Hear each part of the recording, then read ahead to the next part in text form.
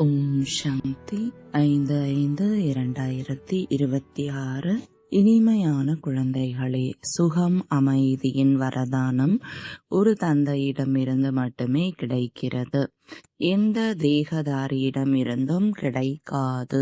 பாபா உங்களுக்கு முக்தி, ஜீவன் முக்திக்கான வழியை காண்பிக்க வந்துள்ளார். கேள்வி: தந்தையுடன் கூடவே செல்வதற்கும் பிறகு சத்யுக ஆரம்பத்தில் வருவதற்குமான முயற்சி என்ன?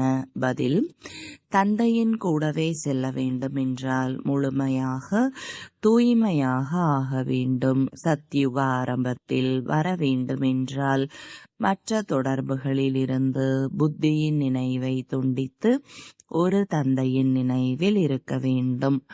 ஆத்ம உணர்வுடையவராக அவசியமாக வேண்டும். ஒரு தந்தையின் வழிப்படி நடந்தீர்கள் என்றால் உயர்ந்த பதவிக்கான உரிமை கிடைத்துவிடும். பாடல்: கண் இல்லாதவர்களுக்கு வழி காண்பியுங்கள். ஓம் சாந்தி. இந்த பாடலை பாடியது யார்? குழந்தைகள். ஏனென்றால் தந்தையோ ஒரே ஒருவர் ஆவார். அவருக்கு தான் படைப்பவர் என்று கூறப்படுகிறது. படைப்புகள் படைப்பவரை அழைக்கிறார்கள். பக்தி மார்க்கத்திலோ உங்களுக்கு 2 தந்தைகள் இருக்கிறார்கள் என்று தந்தை புரிய வைத்துள்ளார். ஒன்று லௌகீக தந்தை, மற்றொன்று பரலௌகீக தந்தை ஆவார். அனைத்து ஆத்மாக்களின் தந்தை ஒரே ஒருவர் ஆவார். ஒரு தந்தை ஆகும் பொழுது அனைத்து ஆத்மாக்களும் தங்களை சகோதரர்கள் என்று கூறுகிறார்கள். அந்த தந்தையை ஓ இறை தந்தையே, ஓ பரமபிதா, கருணை காண்பியுங்கள், மன்னித்து விடுங்கள் என்று அழைக்கிறார்கள். பக்தர்களை காப்பவர் ஒரே ஒரு பகவான் மட்டுமே ஆவார். நமக்கு 2 தந்தையர் இருக்கிறார்கள் என்பதை முதலில் புரிய வைக்க வேண்டும். இப்பொழுது பரலௌகீக தந்தை அனைவருக்கும் ஒருவர், மற்றபடி லௌகீக தந்தை ஒவ்வொருவருக்கும் தனித்தனி ஆவார். இப்பொழுது லௌகீக தந்தை பெரியவரா அல்லது பரலௌகீக தந்தை பெரியவரா? லௌகீக தந்தையை ஒரு பொழுதும் பகவான் அல்லது பரமபிதா என்று அழைக்க மாட்டார்கள்.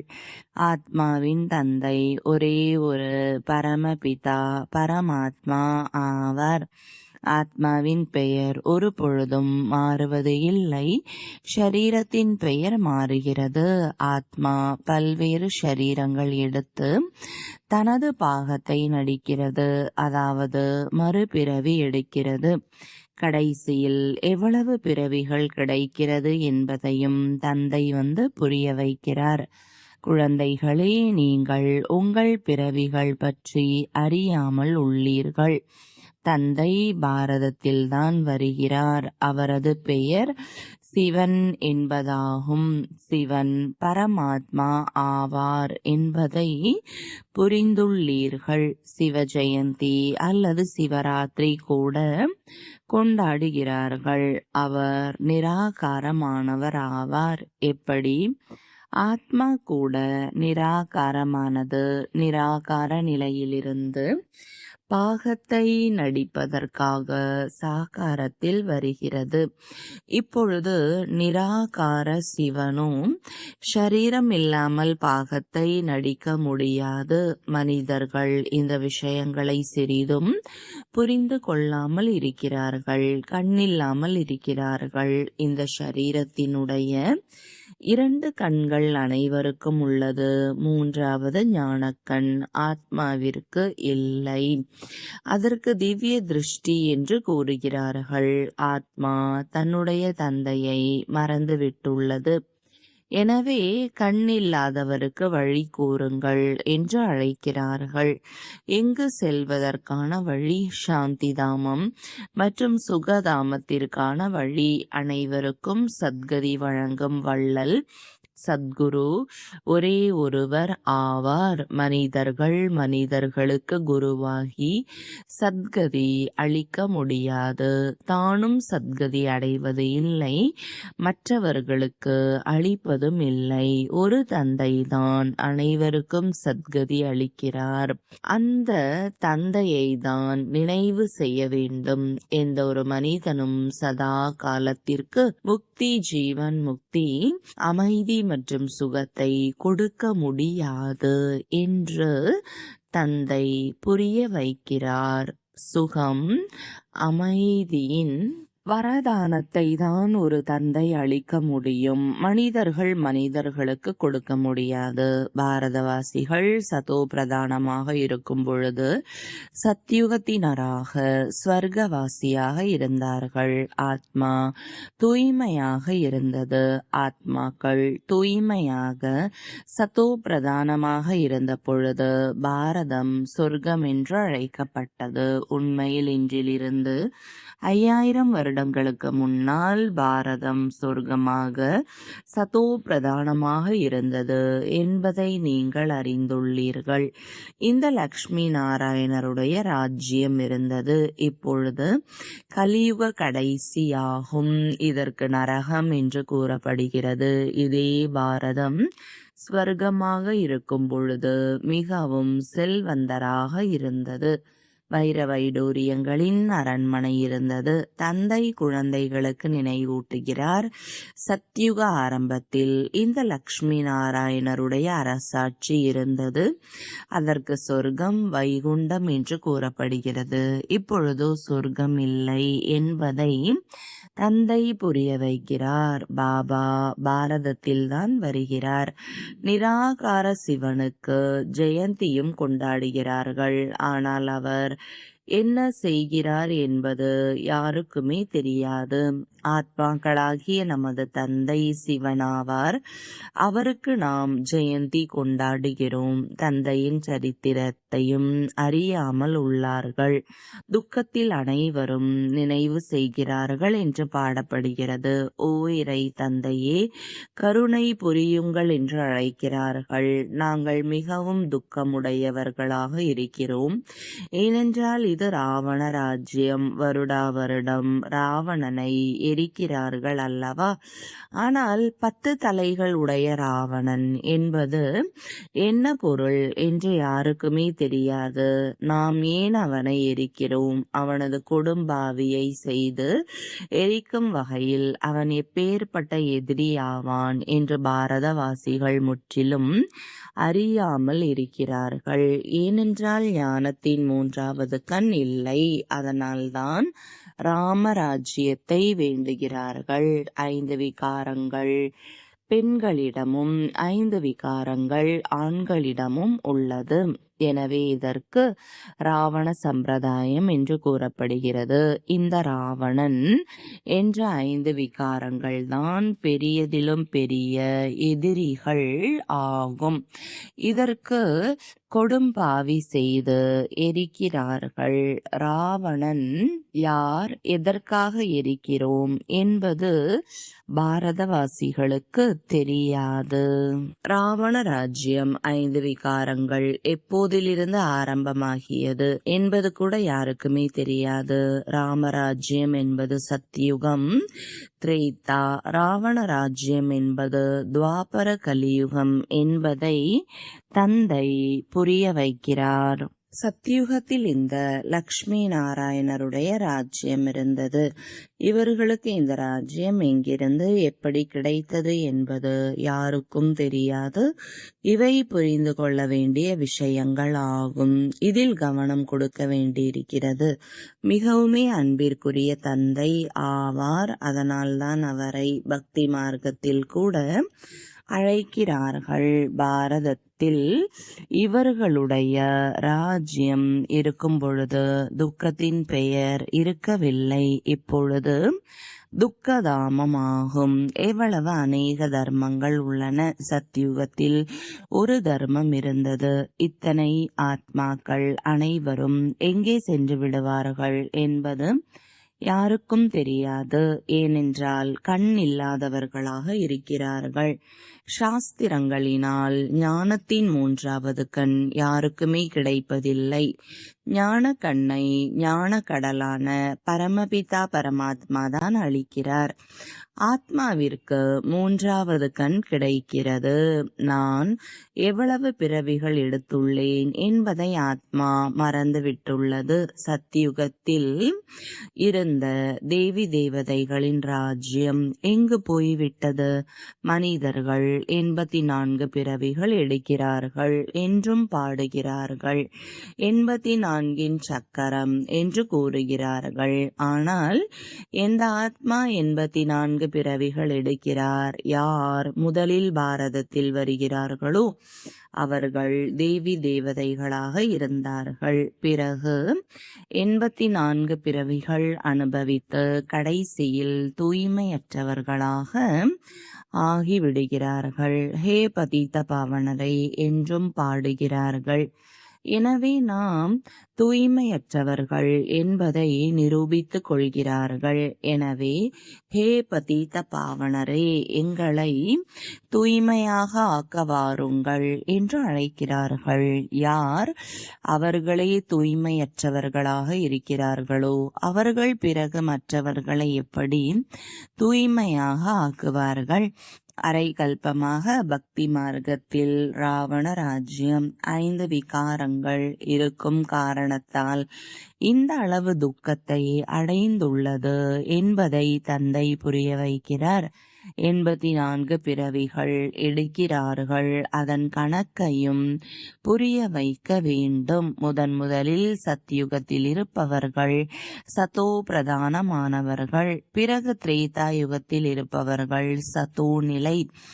ஆத்மாவில் துருபடுகிறது. தந்தை பாரதத்தில்தான் வருகிறார். சிவ ஜெயந்தி ஆகும் அல்லவா? மற்ற அனைத்து ஆத்மாக்களோ கர்ப்பத்தில் ஜென்மம் எடுக்கிறார்கள். நான் சாதாரண வயோதிக உடலில் பிரவேசம் செய்கிறேன் என்று தந்தை கூறுகிறார். இது அவருடைய அநேக பிறவிகளின் கடைசி பிறவி. இந்த விளக்கங்கள் யாரோ ஒருவருக்கு மட்டும் அளிக்கப்படுவதில்லை. இது கீதா பாடசாலை மனிதனை தேவதையாக ஆக்குவதற்காக இந்த ராஜயோகம் கற்பிக்கப்படுகிறது.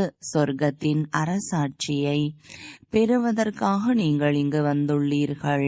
இதை தந்தைதான் கொடுக்க முடியும்.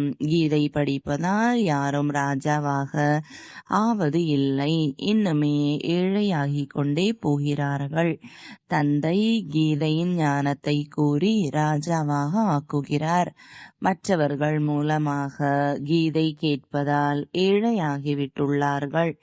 பாரதத்தில் இந்த லக்ஷ்மி நாராயணருடைய ராஜ்யம் இருக்கும் பொழுது தூய்மை, சுகம், அமைதி இருந்தது. தூய்மையான இல்லற ஆசிரமமாக இருந்தது.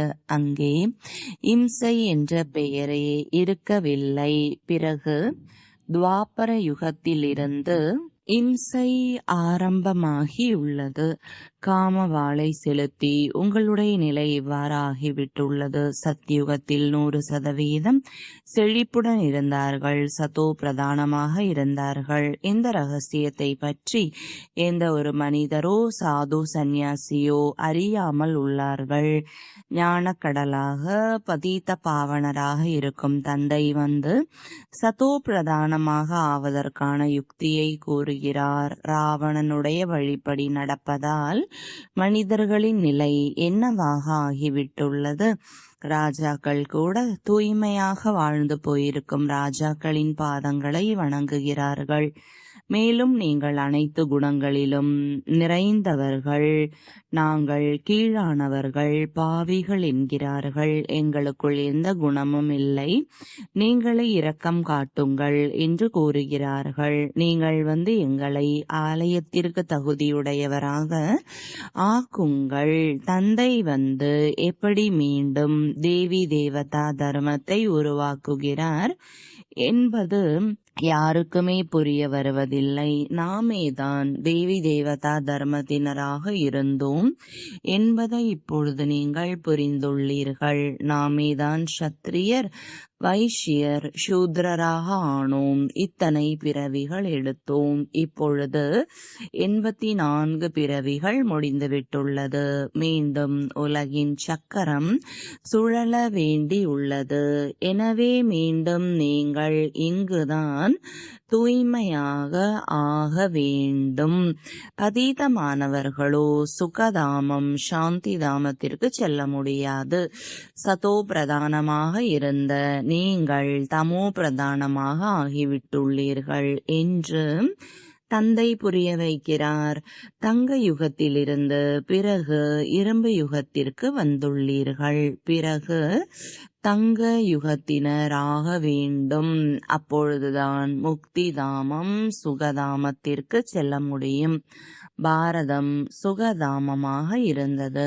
இப்பொழுது துக்கதாமமாக உள்ளது. கண்ணில்லாத எங்களுக்கு வழி கூறுங்கள் என்று பாடலிலும் கேட்டீர்கள்.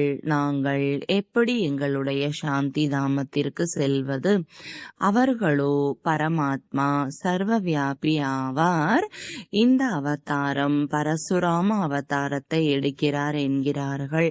இப்பொழுது தந்தை பரசுராமராக ஆகி யாரையாவது கொன்றிருப்பாரா என்ன? அவ்வாறு ஆகியிருக்க முடியாது.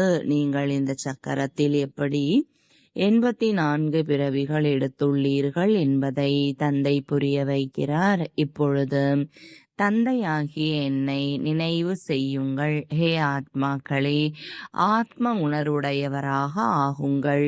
தேக அபிமானியாக ஆகி நீங்கள் முற்றிலும் துக்கமுடையவர்களாக, ஏழைகளாக, நரகவாசிகளாக ஆகிவிட்டுள்ளீர்கள். சொர்க்கவாசி ஆக வேண்டும் என்றால் அவசியம் ஆத்ம உணர்வுடையவராக ஆக வேண்டும். ஆத்மாதான் ஒரு சரீரத்தை விடுத்து மற்றொன்றை எடுக்கிறது. இப்பொழுது 84 பிறவிகள் முடிந்து விட்டுள்ளன. மீண்டும் சத்யுக ஆரம்பத்திற்கு செல்ல வேண்டும். இப்பொழுது என்னை நினைவு செய்யுங்கள். மற்ற தொடர்புகளிலிருந்து புத்தியின் நினைவை துண்டியுங்கள். தாராளமாக இல்லற காரியங்களில் இருங்கள். தங்களை ஆத்மா என்ற நம்பிக்கை கொள்ளுங்கள். ஆத்மா ஒரு சரீரத்தை விடுத்து மற்றொன்றை எடுக்கிறது. ஆத்ம உணர்வுடையவராக வேண்டும். என்னை நினைவு செய்தீர்கள் என்றால் துரு அனைத்தும் எரிந்து போய்விடும். நீங்கள் தூய்மையாக ஆகிவிடுவீர்கள். பிறகு நான் அனைத்து குழந்தைகளையும் அழைத்து செல்வேன். எனது வழிப்படி நடக்கவில்லை என்றால் இந்த அளவு உயர்ந்த பதவியை அடைய முடியாது. இந்த லக்ஷ்மி நாராயணருடைய பதவி உயர்ந்தது ஆகும். இவர்களுடைய ராஜ்யம் இருந்த பொழுது வேறு எந்த தர்மமும் இருக்கவில்லை. துவாபர யுகம் முதற்கொண்டு மற்ற தர்மங்கள் வருகின்றன.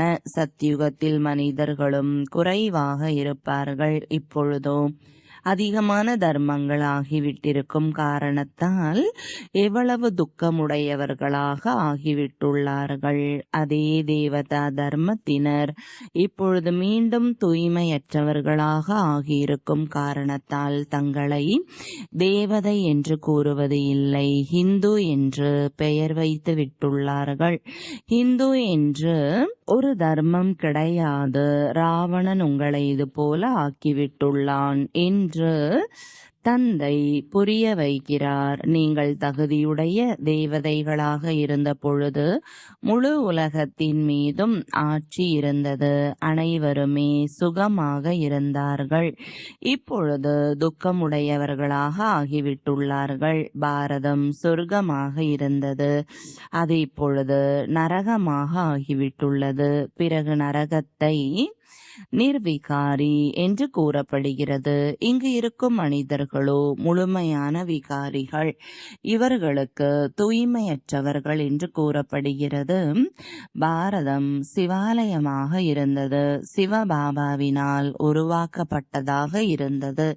தந்தை சொர்க்கத்தை உருவாக்குகிறார், பிறகு ராவணன் நரகத்தை உருவாக்குகிறார். ராவணன் சாபத்தை கொடுக்கிறார். தந்தை 21 பிறவிகளுக்கு ஆஸ்தியை கொடுக்கிறார். இப்பொழுது நீங்கள் ஒவ்வொருவரும் தந்தையை மட்டும் நினைவு செய்யுங்கள். எந்த ஒரு தேகதாரியையும் இல்லை. தேகதாரிக்கு பகவான் என்று கூறப்படுவது இல்லை. பகவானோ ஒரே ஒருவராவார். தந்தை எல்லையில்லாத ஆஸ்தியை அளிக்கிறார். பிறகு ராவணன் சாபத்திற்கு உள்ளவராக ஆக்கி விடுகிறான். இந்த சமயம் பாரதம் சாபத்திற்கு உள்ளாகி இருக்கிறது. மிகவுமே துக்கமுடையதாக இருக்கிறது. இப்பொழுது இந்த ராவணன் மீது வெற்றி அடைய வேண்டும். தானம் கொடுத்தால் கிரகணம் விடுபடும் என்று பாடப்படுகிறது.